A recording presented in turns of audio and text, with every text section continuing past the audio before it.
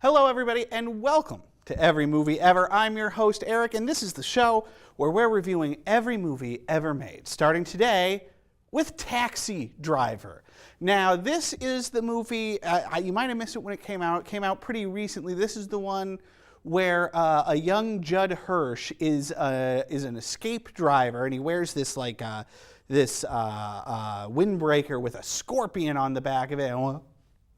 Oh, I'm sorry, I've just been informed that I am making up a movie. No, Taxi Driver, this is the classic film from the 70s, early film from Martin Scorsese that follows Robert De Niro as one of his most famous characters, Travis Bickle, a war veteran who takes a job as a taxi driver because, as he puts it, he can't sleep at nights, and who, in his insomnia, slowly sort of deteriorates down into madness and sort of twin plans to assassinate a politician for whom Sybil Shepherd works, Sybil Shepherd having rebuffed De Niro's advances earlier in the movie, so I guess maybe he's trying to impress her, and also to save a young woman played by a very young Jodie Foster from her life as a lady of the evening, to try to keep it family friendly.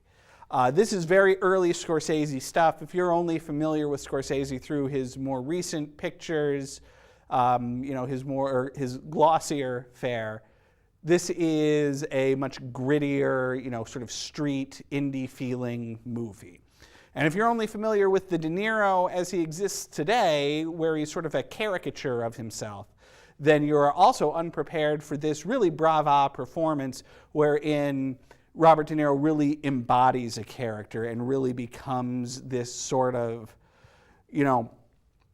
confused and possibly, I'm not sure if psychotic is the word, but certainly detached but also enraged person in Travis Bickle. It is hard to dispute the quality of this picture. It is memorable and considered a classic for a reason. This is certainly a well-made and well-done movie. The place where I sort of part ways with it, though, is that we've already sort of talked about the plot of this thing, and I guess spoiler alert for Taxi Driver if you haven't seen it yet.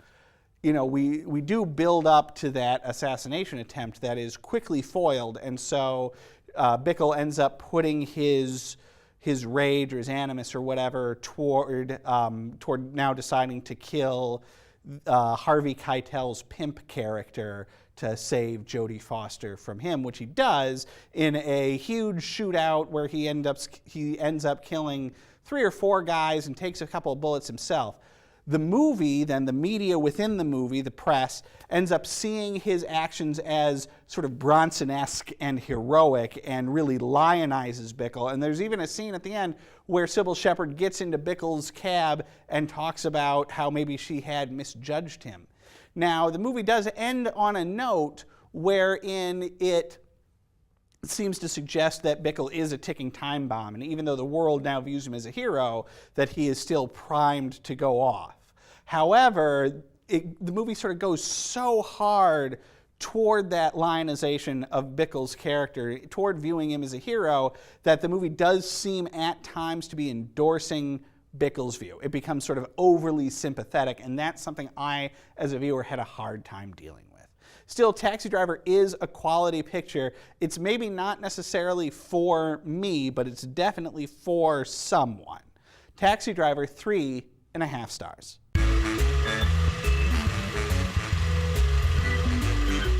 All right, folks, hold on to your butts. It's time to talk Jurassic Park, or actually Jurassic World Fallen Kingdom. Viewers of this show will know from a recent episode that we called Jurassic Park one of our best of the bunch. Recent viewing really loved that motion picture. As for Jurassic World, that's a movie I quite liked too.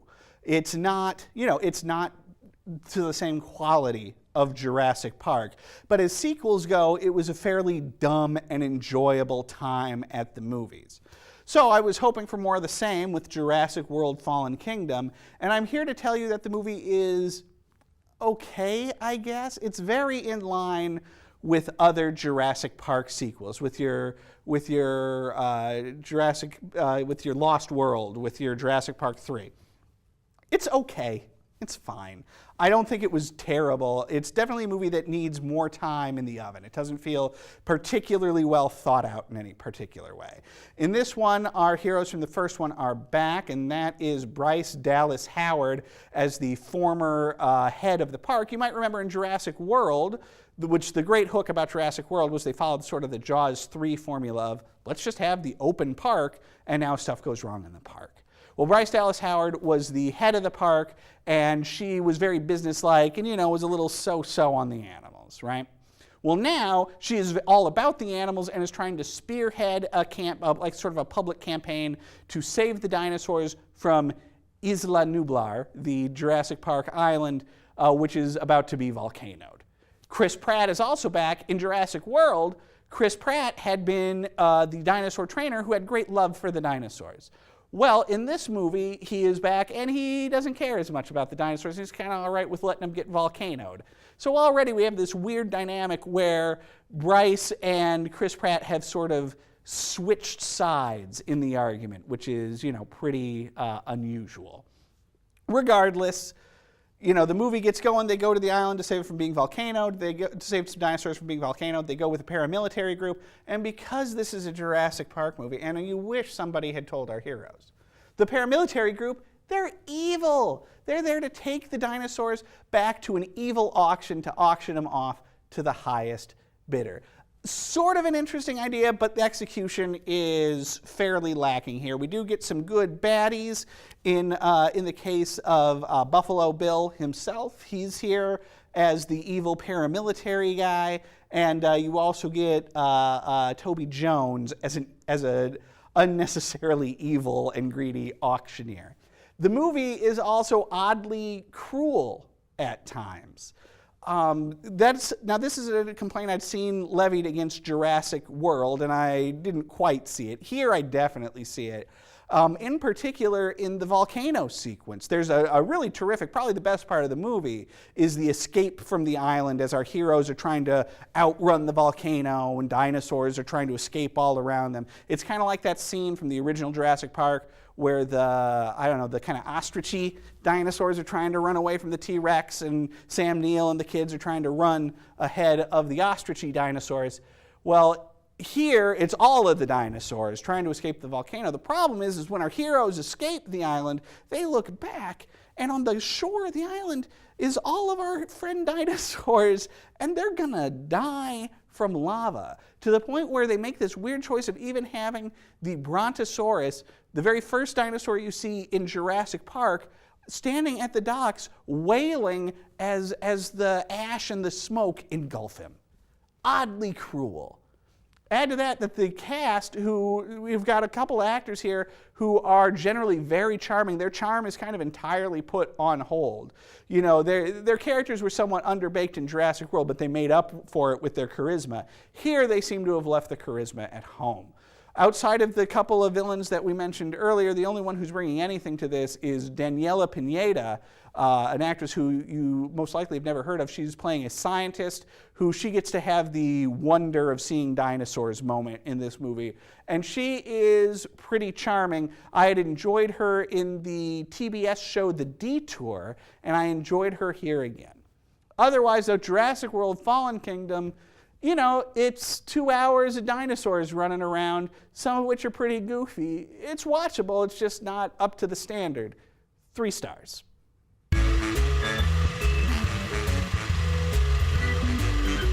Now let's head over to Animation Station. If you've been watching the show, you know that lately we've been going back and looking at some of the great Disney classics. Movies that I haven't seen since I was a kid that I've been interested to revisit. And today, that's Lady and the Tramp. Pretty good movie.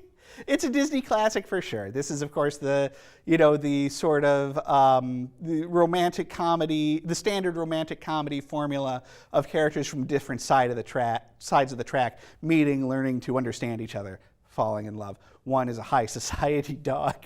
The other is a street dog. Yeah. Listen, it's fun. It really is. It's a fun movie, and it remains in the memory for a lot of reasons. There's some fun adventure here. Obviously, the spaghetti sequence is super memorable. What I want to talk to you about today, though, is the stuff that I don't remember from the movie from when I was a kid, right? Because we all remember this movie, but there are certain things that I didn't. For example, I did not realize that this movie was in CinemaScope, meaning that this is classic Disney animation, but done in nice widescreen format. And that might not matter to a lot of you. It's pretty nerdy, but it was still interesting and fun for me to see so many of those old Disney classics, Snow White, Pinocchio, there, in the old Academy 4:3 square ratio. It's just nice to see things, lush and filled out for the widescreen format. I also didn't remember when this movie was set. If you were to stop me on the street a couple weeks ago, it could happen, and assault me and say, hey, when is Lady and the Tramp set? I would have assumed that it was contemporary. It's a movie from, I believe, the 50s, so I would have assumed it took place in like 50s New York or whatever. Not the case. It takes place at the turn of the 19th to the 20th century. Real weird, right? And in that way, it sort of becomes almost a gentle version of like a Magnificent Ambersons, where it's using that setting for a reason, but where Ambersons uses that as sort of a takedown of American high society in the face of the Industrial Revolution. This seems like Walt Disney trying to harken back to a simpler time in that nostalgic sense of the time he grew up in that you see in the parks a lot, especially in Main Street, USA. It's that thing that we all do that, in the 70s we had for the 50s, and now that we seem to have for, I guess, still the 50s, as well, that was a simpler and better time, but, definitely had its own weird problems that are, of course, glossed over here because this is not that sort of movie. The other thing about this, and we noticed this in Peter Pan as well, racial stereotypes abound. There's Irish stereotypes, there's Scottish stereotypes. The We Are Siamese number is super unfortunate. And by the way, I thought those cats were in this movie a lot more. They're just in it for like that one song. It's super weird. That said, we're 3 reviews into the show today, and it seems like I'm enjoying movies, but with caveats, and that's certainly the case for Lady and the Tramp. Still, once you get past that kind of business, it's still a really fun movie, a real classic. Lady and the Tramp, 4 stars.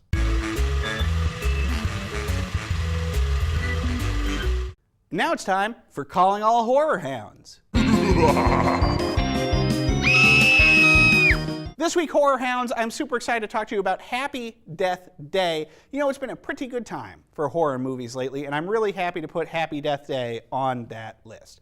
This is the one you probably saw the commercials for it, where it's a horror movie version of Groundhog Day, where a young woman in college gets murdered at the end of the day and then wakes up and it's the same morning. And she goes through the morning and then she gets murdered again, wakes up same morning, and on and on and on and on. So every time she gets murdered, she wakes up on the morning of the day of her death, her Happy Death Day.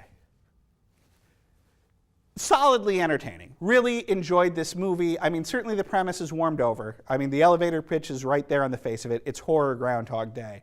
But they make the most of it. They're able to use it for some good stuff. Much like Bill Murray in Groundhog Day, our lead actress here, Jessica Roth, is able to grow and change as a person throughout the course of trying to investigate and figure out her own death. There are some really good twists here. They do the horror movie, you think it's over, but it's not thing exceptionally well here. I'm a horror movie viewer.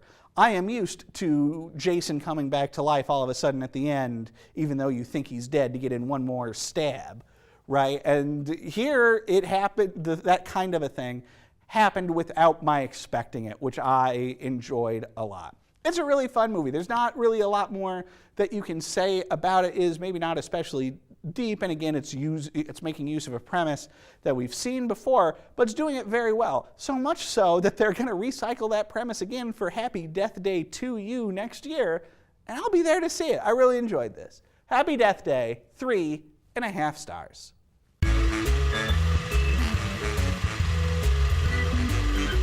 Look out! It's an action explosion!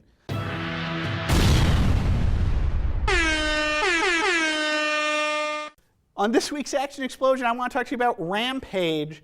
This is the rock movie No, the wrestler. Yeah, that's the one. This is the Rock movie. That's a video game adaptation that's adapting that old 80s arcade game where you're a monster punching buildings. That's more or less what this movie is. The Rock is just an enormous physical specimen of like a zoo vet whose favorite gorilla gets doped up with, some space chemicals or whatever and turns into a giant gorilla. The Rock then tries to follow him to Chicago, wherein the gorilla fights and destroys buildings with a giant wolf and a giant lizard. If this movie sounds dumb, it's because it is. It is a dumb, dumb movie, but it is dumb, dumb fun. The Rock is The Rock. He's going to carry a movie. You're going to see a movie with The Rock, it's going to be at least marginally entertaining, and he does pretty good here. He's a Superman in this, which he often is, but he's still very entertaining. Also super fun in this, Jeffrey Dean Morgan. He's made a name for himself on The Walking Dead, which I have never seen.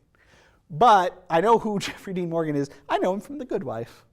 In any event, he's in this as an FBI agent who's trying to stop The Rock, but then who wants to help The Rock, one of those kind of things. But in this, Jeffrey Dean Morgan has decided to really southern it up. I really get the drawl and the southern references going, and I loved it. He takes it up to 11. I loved every darn minute of it. Also super fun in this, Malin Ackerman. I'm going to be completely honest with you. Malin Ackerman is not always the greatest actress. See her portrayal of Debbie Harry in the CBGB movie. But here she's a lot of fun. She's the baddie. She gets to choose some scenery and play it really big and broad, which is a lot of fun. And also, spoiler alert for Rampage, Malin Ackerman totally gets killed at the end. And the manner of her death, and especially her final line, perfection. Absolute perfection. Rampage was so much fun, I'm actually going to give this sucker 4 stars.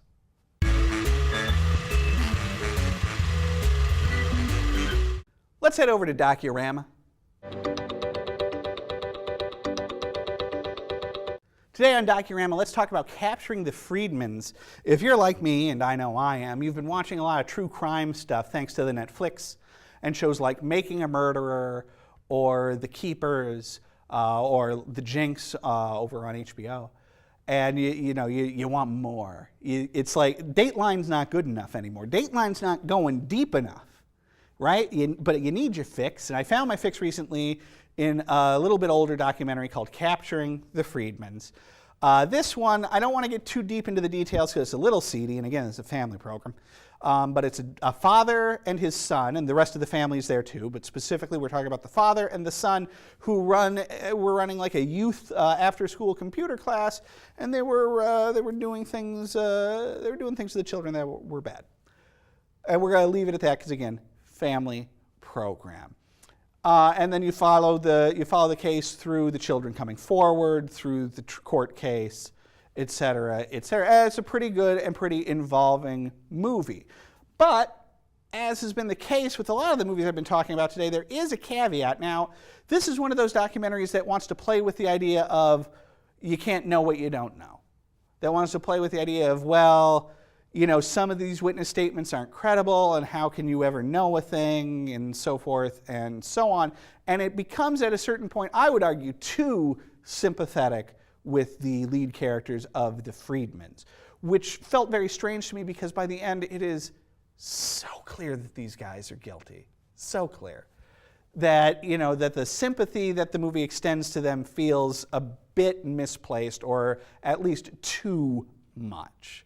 Still, it is an interesting case and an interesting movie. A big part of what makes this movie possible is that the Friedmans are weirdos, and because they're weirdos, they have been obsessed for some reason with the filming of their own lives. So there are apparently hundreds of hours of home movie footage of these guys that are able to be used to help assemble this motion picture. One of which, and I would argue the highlight of the movie, is this weird stop-motion home movie where, and we've all done it, and you've seen, kids especially love to do it, where they take the toys and they move them one piece at a time to do their own stop-motion. God knows I did it when I was a kid. Well, here, instead of using toys, they're just using themselves. So is the actual dad and son being their own stop-motion creatures. It's bizarre.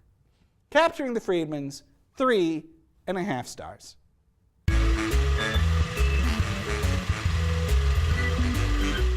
Now it's time for no one's favorite part of the show. This is the worst of the week.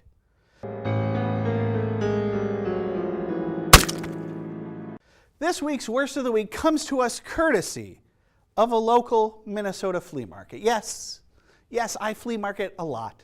And I was at one recently, and somebody had a movie poster for sale, a very fun movie poster, kind of in the style of a Family Circus or Indiana Jones map, where it's a map, and it shows like kind of ... from thing to thing. It was for a movie I had never heard of, Cannibal Women in the Avocado Jungle of Death. I, of course, bought the movie poster, and then I looked online. Sure enough, the thing was free to watch online, so I thought I would give it a go. Now, the movie this is like the epitome of a USA Up All Night movie. And if you remember USA Up All Night, you know what I mean. I think you do. It's also a very tongue-in-cheek movie. It's attempting to be sort of an Amazon Women on the Moon sort of a movie. Now, if you remember Amazon Women on the Moon, you might remember that Amazon Women on the Moon is not a very good movie, and neither is Cannibal Women in the Avocado Jungle of Death. The plot, such as it is that Shannon Tweed is a feminist film professor, and she finds out that her mentor has gone missing in said Avocado Jungle of Death, and so she, with a lady sidekick, and then her ex-boyfriend, Bill Maher, playing a chauvinist pig-type character, so real far off the mark. They go deep into the jungle to try and find said mentor, played by Adrienne Barbeau. This movie, it could have been fun, and it has its fun moments. There's some fun silliness to be had here. Here's the thing, there's about 15, maybe 20 minutes of fun silliness in an hour and 20-minute movie. So, woof, that's a toughie. That is a toughie. And I don't think I would have made it through the movie had it not been presented on the streaming service where I saw it by one Elvira, Mistress of the Dark. However, as stands, it's too much movie. It's just way too much movie. And as a result, it gets very boring and all feels very cheap. It's certainly exploitive, but that's not necessarily a deal breaker. Here's the weirdest thing, though, is despite all of this, despite the Bill Maher chauvinist pig character, despite the lady sidekick character being very much and I'm sorry to use the word, but I think it's appropriate here, a very stereotypical sort of bimbo character, this movie might have a feminist message in it, because it does become very much about self-determination. And even though Shannon Tweed is trying to convince her sidekick throughout about the importance of feminism, she has to admit by the end of it that that she should pursue the life she wants to pursue, and that in his own way is feminist, and that is difficult to argue. So there might be a good message somewhere in the core of this. It's hard to tell. It's almost as if it did so despite itself, which is weird. Cannibal Women in the Avocado Jungle of Death. 2 stars.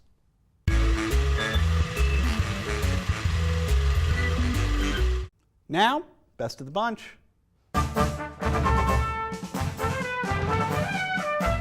This week's best of the bunch is The Killing of a Sacred Deer. Haven't heard of it? Can't say it, so I'm terribly surprised. This is an independent film, the latest from Yorgos Lanthimos, who had previously brought us The Lobster, which is in and of itself I don't want to say controversial, divisive movie. It's very you love it or you hate it, and that's very much the same with Killing of a Sacred Deer. And I want to start this review by telling you that I loved this movie, but it is not for everyone, to be sure. Killing of a Sacred Deer follows Colin Farrell, and he's like a doctor or whatever who was, now I'm going to be honest, I kind of forget exactly what happened, but he was he was unable to save the life of someone related to the other lead, a young man named Barry Cogan, who was tremendous in this. I believe he was unable to save Barry Cogan's father. And so Barry decides he wants revenge on Colin Farrell, but instead of killing Colin Farrell or something like that, he ingratiates himself into Colin Farrell's family and then poisons Colin Farrell's son and daughter. And I believe his wife too. I'm a little vague on that, thinking back on the movie. It's clear in the movie, I just don't remember. His wife, incidentally, Nicole Kidman, and we hear it every movie ever. We love Nicole Kidman. Did you see that she's going to be in the Aquaman movie? That's pretty weird. In any event, so he's poisoned them such that they will first lose any desire to eat, and then they are going to lose motor function in their legs and then eventually die. But Colin Farrell can stop all this from happening by picking a member of his family to die, thus saving the others. This movie is terrifying.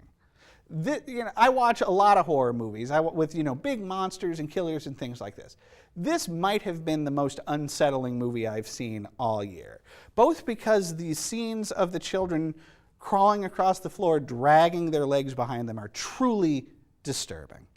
And also because the kids, once they realize what's at stake and how to get out of it, they really start lobbying Colin Farrell pretty hard for him to kill the other one, which is super upsetting, right? Add to that Yorgos Lanthimos' directing style. If you've seen The Lobster, you know about this, which is that he dials in every actor's performance right in the middle. So that, you know me, you know I love real, broad and big performances. No, not here. These are also not super subtle performances. They're very, in the middle performances. People aren't at a monotone, but their acting almost is, where even though these terrible things are happening, everybody is talking as if everything is just really kind of a regular thing. And even when they're really angry, they're still talking at a very even sort of place. They're not yelling, they're just kind of talking here. And when they're really happy, they're sort of right here. But everything is kind of right here. It's a very idiosyncratic directing style that I think really distances a lot of potential audience members from Lanthimos' pictures, but which certainly revels in a form of satire that I find deeply satisfying. And in the case of Killing of a Sacred Deer, which is in many cases very satirical, also creates a very unreality and a distance from the goings-on that to me only makes it all the more unsettling and, yes, terrifying. I think I would be remiss to call Killing of a Sacred Deer a horror movie, but I do have to call it a harrowing movie. I enjoyed it a lot, but again, certainly not for everybody. 4 stars.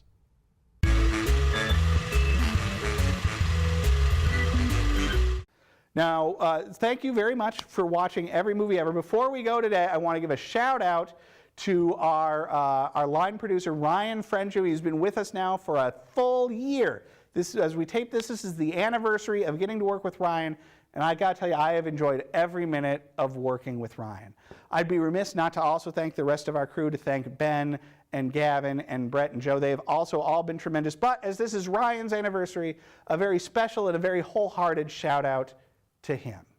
Thank you Ryan is standing up. Ryan, did you want to be on camera for that? You may. Ladies and gentlemen, here comes Ryan. He's going to come and join me here. Ryan, I want you to stand on this side of me here, please. Here he comes, folks.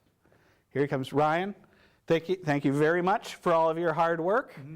And let's say goodbye. We'll see you next time on Every Movie Ever. Thank you all so much.